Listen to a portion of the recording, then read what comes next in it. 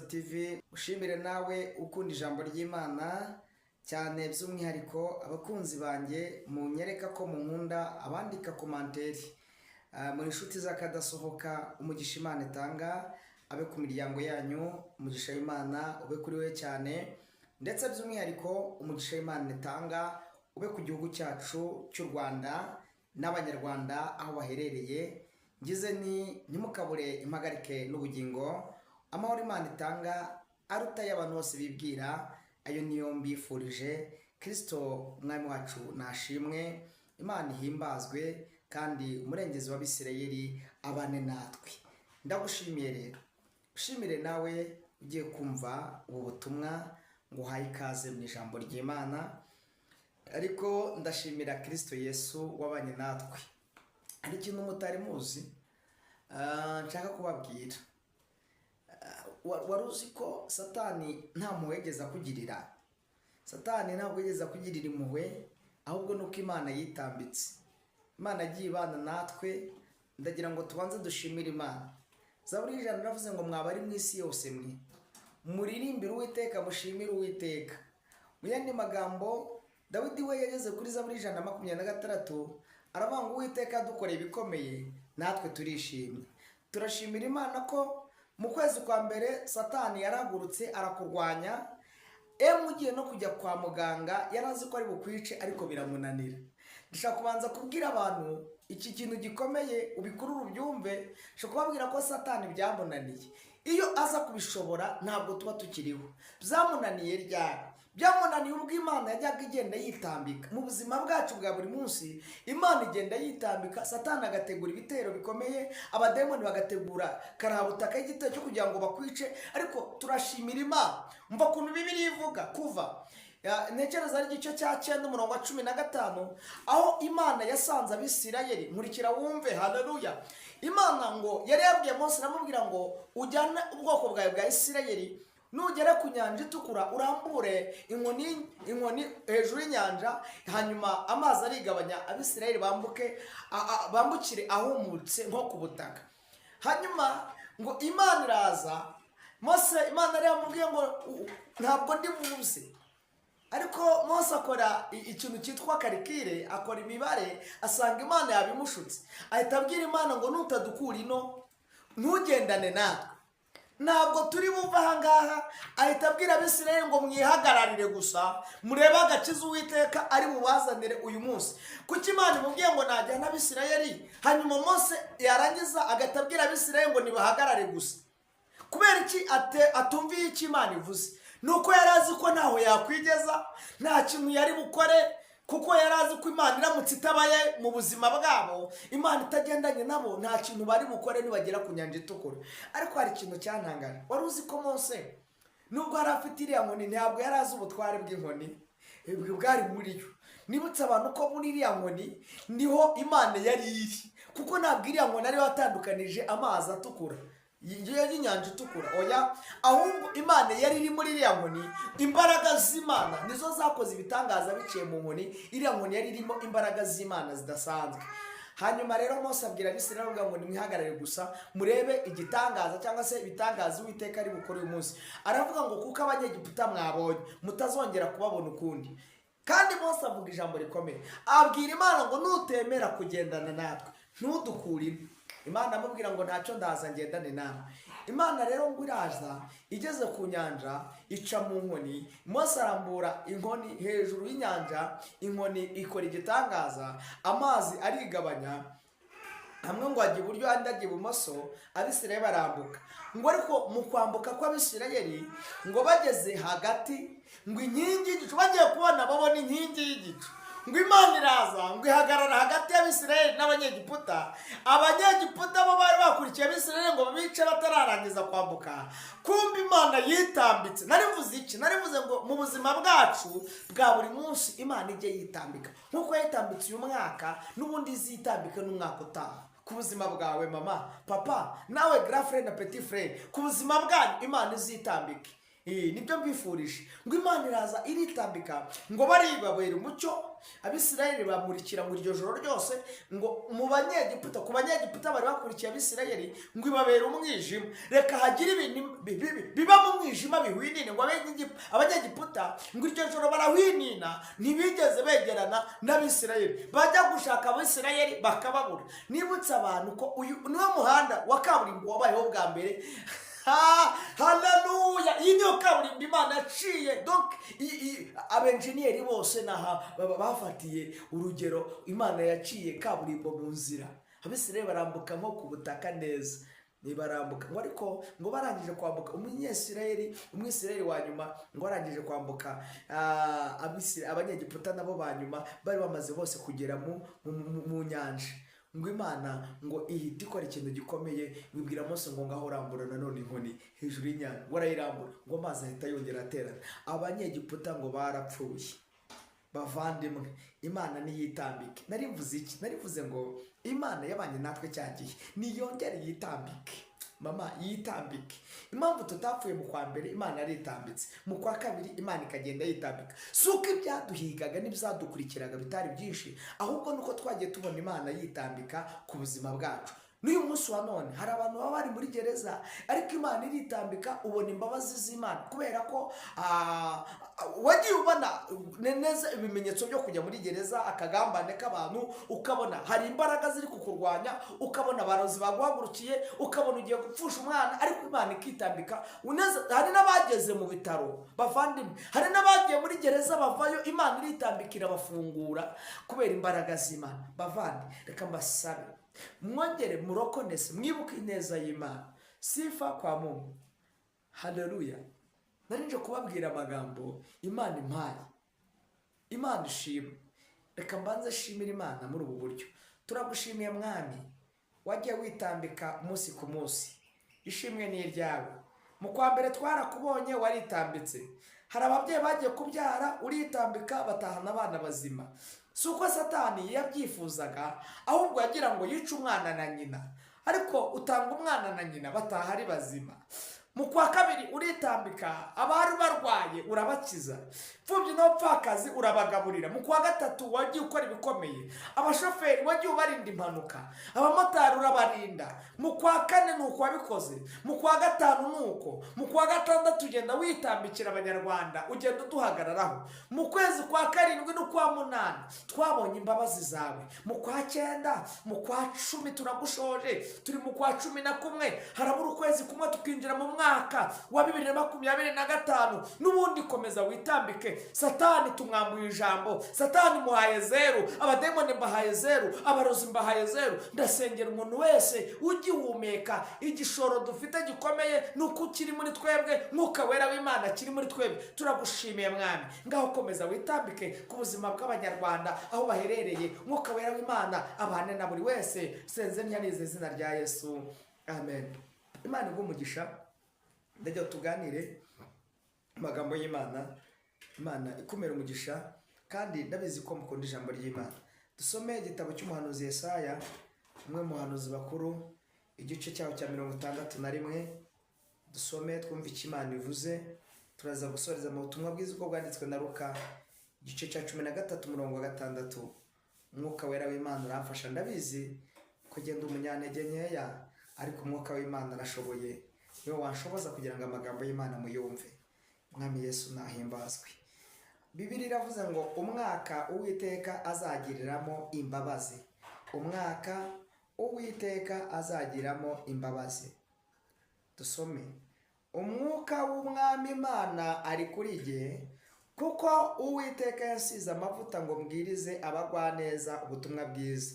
Yanumye kuvura abafite imvune mu mitima, no kumenyesha imbohe ko zibohowe. Haleluya! No gushingurira abari mu nzu y'imbohe, kandi yanumye no kumenyesha abantu umwaka w'imbabazi z'Uwiteka, n'umunsi Imana yacu izahoreramo inzigo no guhoza abarira bose. Yantumye no gushyiraho itegeko ab'Isiyoni barira, ryo kubaha ikamba mu cyimbo cy'ivu, n'amavuta yo kunezerwa mu cyimbo cy'ubwirabure, n'umwambaro w'ibyishimo mu cyimbo cy'umutima wihebye, kugira ngo bahere ko bitwa ibiti byo gukiranuka byatewe n'Uwiteka ngo bimuheshe icyubahiro. Nuko bazubaka ahasenyutse, bazubura amatongo yabanje kubaho, kandi bazasana imidugudu yasenyutse yamaze ibihe byinshi ari imyirare. Imana nihimbazwe. Dusome ubutumwa bwiza uko bwanditswe na Luka igice cya 13:6. Haranditse ngo, kandi abacira uyu mugani ati, hariho umuntu wateye umutini mu ruzabibu rwe, bukeye araza awushakaho imbuto arazibura. Abwira umuhinzi ati, dore none uyu ni umwaka wa gatatu nza gushaka imbuto kuri uyu mutini sinzibone. Uwuce uwurandure, urakomeza kunyunyuriza iki ubutaka? Nawe aramusubiza ati, databuja, uwureke uyu mwaka nawo nkuhingire nkufumbire, ahari hanyuma wakwera imbuto. Icyakora nutera uzawuce. Imana nidutabare. Nkundira uvuge cyane ngo amen. Imana ishimwe ko iri muri twebwe, kandi amagambo ngiye kukubwira icyama ukayashyira ku nkingi z'umutima wawe. Dore ijambo nkuzaniye rero ni ijambo rivuze ngo Imana iracyadufitiye imbabazi ariko zitazahoraho. Kuki zitazahoraho se? Imana iravuze mu ijambo ryayo ngo ifite imbabazi ariko zitazahoraho. Ibi bishatse kuvuga ko yemwe bantu mukiri imbere y'Imana, abantu bazi gusenga nibasenge vuba. Abantu bazi gukorera Imana nimuyikorere vuba. Bibiliya iravuze ngo igihe kiraje ndetse kirasohoye ubwo abasenga data babasenga data bamusengera mu kuri no mu mwuka, kuko bene abo aribo data ashaka ko bamusenga. Iyo umuntu ari mu mwuka rero amenya amakuru y'umurwa. Ikintu cya mbere ni amakuru. Rimwe umubyeyi wacu Perezida wa Repubulika baramubajije, ni umunyamakuru wo muri Amerika, ntekereza nabibonye kuri social media, baramubaza ngo ni ikihe kintu ushobora kubura mu buzima bwawe ukumva ntumeze neza? Aravuga ngo information. Amakuru. Rero umuririmbyi wacu mu gitabo cya Kantike yararirimbye aravuga ngo nkunda kumva amakuru y'umurwa.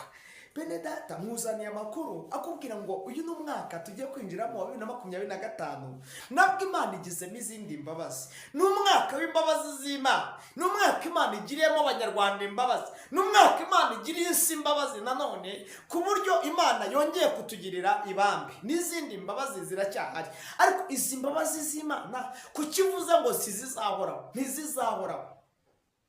Kuki izi mbabazi Imana ivuze zitazahoraho? Yesaya 59 yaravuze ngo nimushake Uwiteka bigishoboka ko abonwa, mumwambaze akiri bugufi.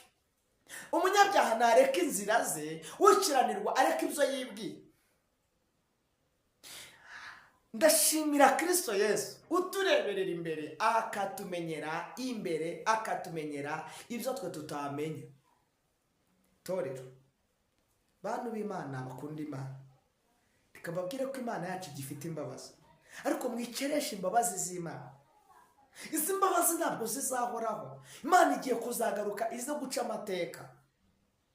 Buri muntu wese ahemberwa ibyo yakoze. Umva kuno Obadiya we yavuze igice cya 15, Obadiya yarahanuye aravuga ngo kuko umunsi w'Uwiteka uziye amahanga yose, uko wagenje niko uzagenzwa, ibyo wagize bizagusubira ku mutwe. Donc Imana niza ntabwo izazana imbabazi, ahubwo icyo gihe niramuka izajije guca amateka. Ibyo umuntu yagiye akora byose nibyo bizamugaruka ku mutwe. Nimba yarasambanaga akanga kwihana bigishoboka, bizamugaruka ku mutwe. N'abagore yasambanye nawe bazamujya inyuma mu gihe cyose atihannye.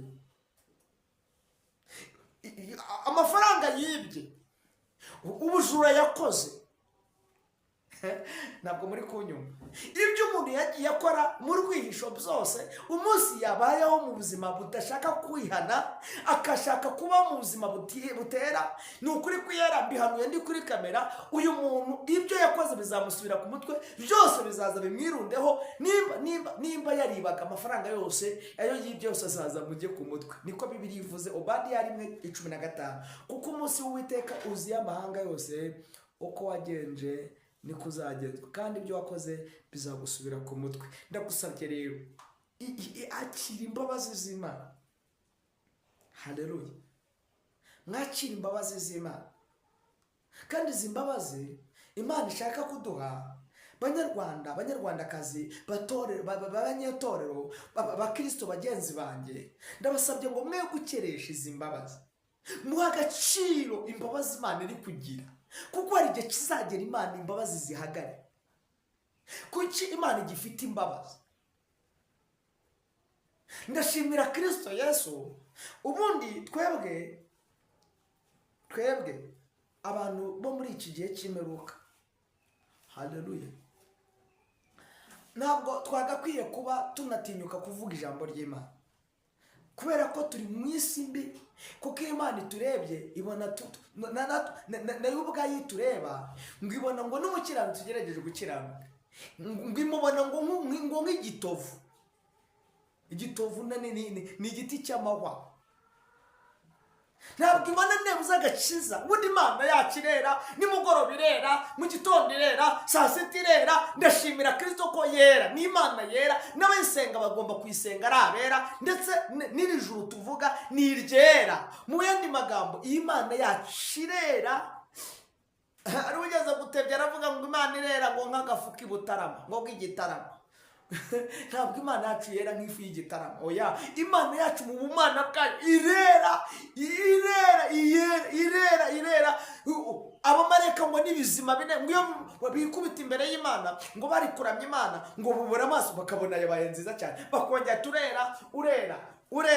urera, bahora bahimbaza ngo irera, kubera ko Imana ihora yera. None kubera ko Imana yera, igira n'imbabazi.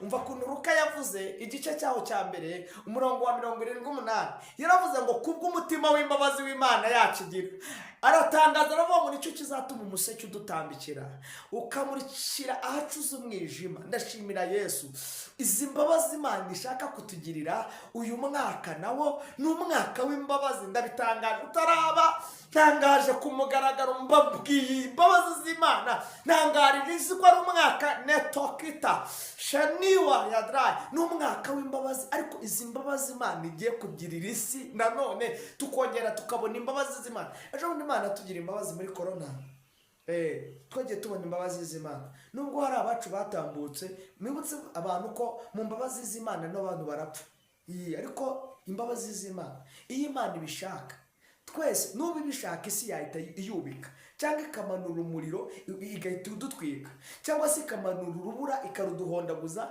Niko yabigenje muri Egiputa. Iyi Imana twicaye imbere, iyi Imana tuvuga, iyi Imana tukorera, reka mbabwire, ni Imana iteye ubwoba. Haleluya! Nimba mvuze ngo ni Imana iteye ubwoba, wahita ugira ngo ni Al-Shabaab. Oya, Imana yacu ntabwo ari Al-Shabaab, ahubwo iyo mvuze ngo ni Imana iteye ubwoba, ni inyacyubahiro, ibikwiye kubahwa, ibikwiye gutinyika. Ntabwo ari Imana yo kubahuka buri muntu wese, umusambanyi ngo Mana ndagushimiye. None ntabwo Imana ikwiye kuvugwa mu kanwa kw'abasambanyi n'indaya, ntabwo Imana ikwiye kuvugwa mu kanwa ka buri muntu wese. Oya, iyi Imana ni yera, n'abayivuga bagomba kuba bera, bafite umutima wera. Bene data, ntabwo Imana ari nyamatanga. Mujura ajya kwiba ngo Mana umfashe n'ibanye, ntabwo Imana yagushyigikira mu bujura bwawe. Oya, Imana yacu ntabwo yiba, Imana yacu ntabwo ari igisambo, ni Imana yera mu bana bwayo. Irera, Imana irera, kubera ko Imana ni kwiza. Umva kuntu yabwiye Abalewi, yarababwiye ngo kandi itegeka Abalewi igice cya 20 umurongo 22, yaravuze ngo ibwira Mose, iramubwira ngo Mose uzabwirira Abisirayeli ngo mujye mwitondera amategeko n'amateka yanjye, mubyumvire byose, kugira ngo igihugu mbajyanamo guturamo kitazabaruka. Kandi nabwiye mwe nimwe muzahabwa igihugu cyabo gakondo, nzakibaha kugihindura igihugu cy'amata n'ubuki. Niyo mpamvu ntimugakurikiza imihango y'ishyanga nzirukana imbere yabo, kuko ibyo byose babikoraga bigatuma mbanga urunuka. Imana ishimwe. Rero iyo abantu baba mu buzima budakiranuka, butarimo kwera ko Imana irabanga, nta mbabazi Imana iba ikibafitiye, Imana ibanga urunuka. Ageze ku murongo wa 26 yavuze ngo kandi mumbera bera kuko Uwiteka ndi uwera. Urumva Imana irivuza ubwayo. Abalewi 20 ku murongo wa 26 Imana ibwira Abisirayeli ngo kandi mumbera bera kuko jya Uwiteka ndi uwera. Iyi Imana yera rero igize imbabazi uyu mwaka. Yesaya yarazihanuye, igitabo cya Yesaya yanditse. Ni Yesu uvuzemo muri iri jambo ryo muri Yesaya. Ni igihe Yesu yari atangiye gukora umurimo w'ivugabutumwa, ajya ku gatuti, ajya kuri podiyumu cyangwa se kuri aritari, aca ku batambyi bakuru, abarewi, abantu bakomeye, aragenda afata igitabo cy'umuzingo, ahita asoma aya magambo ari muri Yesaya yari yarahanuwe kera.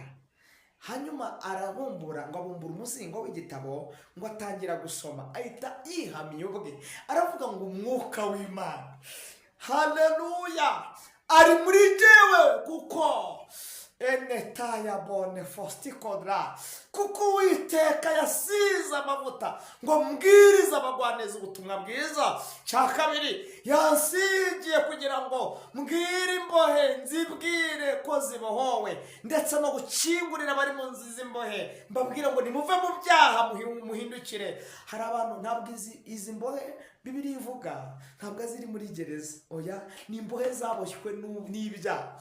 Umuririmbyi yararirimbye ngo nubura mukubonye hari ikintu cyaza kigashaka kunesha inzira yawe, aravuga ngo uzaze uca uwo mugozi, uzaba umboshye umutima. Abantu bari mu buzima buboshye, abademoni barababoshye, bababuze amaguru n'amaboko, bababoheye mu nzoga, bababoheye mu busambanyi, bababoheye mu bujura, bababoheye mu butinganyi. Satani yaboshye abera b'Imana, ariko ndashaka kukubohora uyu mwaka. Imana ibanze ikubohore, Imana ikubohore uve mu byaha, niko Bibiliya ivuze. Yesu Kristo aravuga ngo Imana yasize amavuta kugira ngo mbohore abantu bave mu byaha, bave mu nzira zabo mbi. Imana nihimbazwa. Kandi hari ijambo Yesu avuze hano, avuga ngo yaje no kumenyesha umwaka w'imbabazi z'Uwiteka, ariko kandi n'umwaka wo n'igihe cyo umva rya jambo nababwiye ngo imbabazi ntizizahoraho. Ni igihe cy'imbabazi, ariko hazabaho no guhora k'Uwiteka. Imana izahora buri muntu wese wakoze ibyaha, izahora abanyabyaha. Imana izaza guhora inzigo, n'Imana ihora inzigo, n'Imana izaza guhora. Mu yandi magambo, izi mbabazi uyu mwaka Imana itugiriye ni umwaka w'imbabazi. Nibyo turazakiriye, we receive it, ariko ntabwo izi mbabazi zizahora. Kubera iki? Kebanayo, mwitonde cyane, niko Mukongomani yavuze ngo Kebanayo mwiringana, yaravuze ngo mwitonde cyane. Iri faut faire attention, mugomba kwitonda. Izi mbabazi Imana ivuze, iravuze ngo mbagira imbabazi, ariko si izi mbabazi. Nimba Imana igize imbabazi uyu mwaka tukaba tuwurangije, ikaba itwongeje undi, ikazatwongeza n'undi, izi mbabazi muratekereza ko zizahoraho? Yemwe banyetorero, bantu mwumva ubu butumwa, ntabwo izi mbabazi zizahoraho. Hazagera igihe izi mbabazi zirangire, kuko Bibiliya yavuze ngo n'umwaka w'imbabazi z'Imana, ariko no kumenyesha igihe Imana izaza guhorera n'inzigo abanyabyaha batigeze bashaka gukiranuka. Ibi mubyumve neza. Umva ukuntu Luka wahanuye. Luka avuze iki? Aravuze ngo ubwami bwo mu ijuru bugereranywa n'umuntu, haleluya, wateye umutini mu ruzabibu. Uyu mutini yawuteye bimeze bite? Yarabanje arahinga, ahingira umutini, haracukura umwobo, hazana ifumbire, NPK n'izindi nayire, akora ibishoboka byose na compost, ifumbire y'imborera, harabikora byose, ahingira uruzabibu. Nta kintu atakoze kugira ngo arebe ko rwakwera imbuto. Araruhingira, haravunika, araruhingira umwaka wa mbere, ararutaburira, aragenda azana ifumbire, ashyiraho, asukaho amazi, agira ngo ruzakura, rwanga gukura. Naho rukuriye, aho kugira ngo rwere imbuto, ashaka imbuto ku ruzabibu, ararubura, abura urubuto. Muri ko ararabura urubuto, mu bakristo abura imbuto. Amagambo yarabishe, ubutinganyi n'ibyaha biratandukanye. Mu bitwa ko banasenga, ubusambanyi ni bwinshi, yabuze imbuto. Uyu muhinzi yabuze imbuto. Uyu muhinzi ni Kristo. Hanyuma uru ruzabibu ni abantu b'Imana, ariko Imana ijya ibagenderera igashaka imbuto ikazibura.